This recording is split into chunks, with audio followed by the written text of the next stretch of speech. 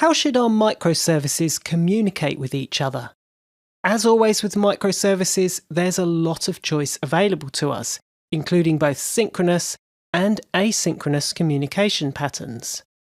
I'm Mark Heath, and in this module, we'll explore several approaches to reliable communication between microservices. We'll start off by looking at the big picture of communication between microservices. Should any microservice be allowed to communicate with any other? And what about client-facing applications, such as websites and mobile applications? Can they simply call whatever microservice they want to? We'll learn about how API gateways can be used to decouple front-end applications from back-end microservices. We'll see that microservices can use either synchronous or asynchronous communication styles. And in fact, many microservice architectures make use of a combination of both approaches. We'll look at RESTful APIs over HTTP, which is one of the most popular patterns for exposing microservice APIs. And we'll see how message brokers support asynchronous messaging patterns and why that's beneficial. For both synchronous and asynchronous communication styles, we'll also learn about some of the patterns that support resilient communications to ensure that even when things temporarily go wrong, your system is able to cope with the problem and recover from it. And finally, we'll look at the challenge of service discovery. How can microservices know where to find each other? We'll see how the service registry pattern can help us out here.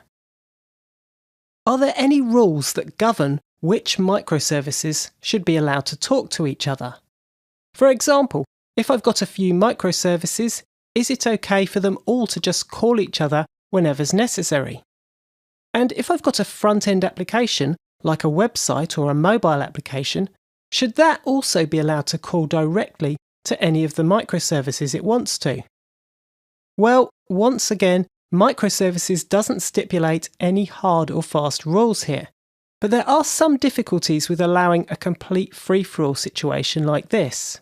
You can end up creating a mess of tangled dependencies between services that can result in cascading failures, where one microservice failing causes the others to fail as well.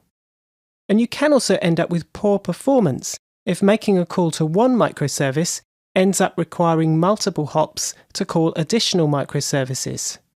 And if that's what's happening in your architecture, that might actually suggest that you've got some service boundaries in the wrong place. A better approach is to minimize calls between microservices. Instead, your microservices could publish messages to a shared event bus and also subscribe to messages on that bus. This promotes asynchronous communication between microservices, and we'll be discussing the benefits of that later in this module. When we're dealing with front-end applications, particularly with mobile applications or single-page applications, where calls are coming into our microservices directly from a client-side application, then we might prefer to avoid the client application needing to know how to connect to all our different microservices. Instead, a pattern can be used called an API gateway, where all the calls from the front-end client application go through the gateway and are routed through to the correct microservice. This offers several benefits. It means we can implement authentication at the API gateway level, and generally it makes security easier to reason about if all the external traffic enters the system at a single point. This approach also decouples the client application from the specifics of our back-end APIs, giving us freedom to be more flexible with changes to our microservices while maintaining a consistent public-facing API. And this is especially important if third parties are creating the client applications for our APIs, meaning that we aren't in control of their upgrade schedules. A closely related pattern called backends for frontends builds on this idea. You can create an API gateway for each of your front-end applications, and this might even turn one incoming HTTP request into two back-end calls whose responses are aggregated or transformed into just the right format to meet the needs of the front-end application. Let's see what approach the eShop on Containers sample app takes. First of all, we can see that they've embraced the concept of backends for frontends, or API gateways, and both the mobile application and the two websites communicate through the API gateways. We can see that the microservices don't call each other, but instead are raising integration events to an event bus. And this event bus is implemented either as RabbitMQ for when we're running locally, or Azure Service Bus for when we're running in the cloud. And then these messages are subscribed to by the other microservices and handled asynchronously. And so this architecture is a good illustration of the fact that you can combine a few different approaches to communication patterns within the same system, using each one where appropriate. So let's dive a little bit deeper now into our options for both synchronous and asynchronous communications between microservices. By synchronous communications, we mean making a direct call to a microservice and waiting for it to respond to us. A good example of when we need to do this is when the front end is making a query.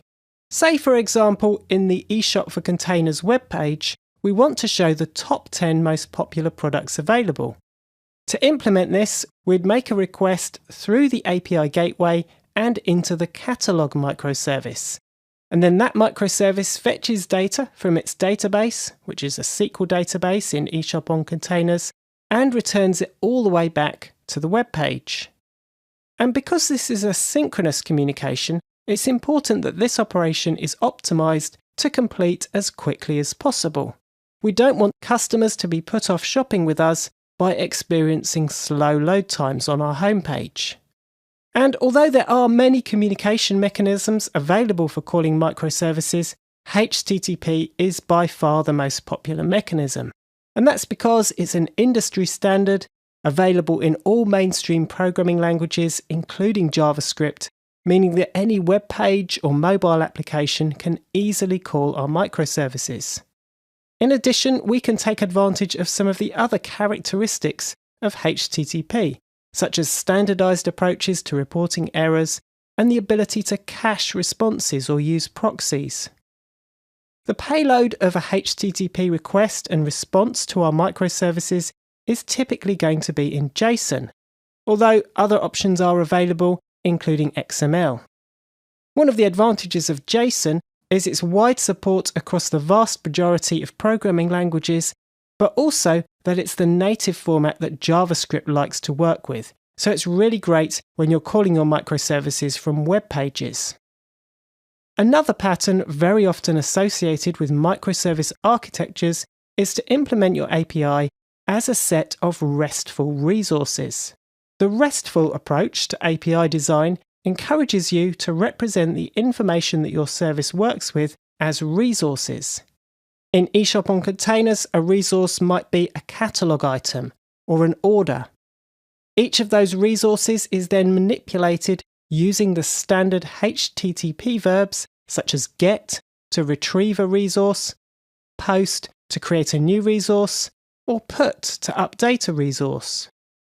RESTful API design also encourages making good use of HTTP features such as meaningful response codes and using media types to specify how our resources should be represented. Now, REST is a very big topic, and we don't have the time in this course to explain all of the philosophy behind it.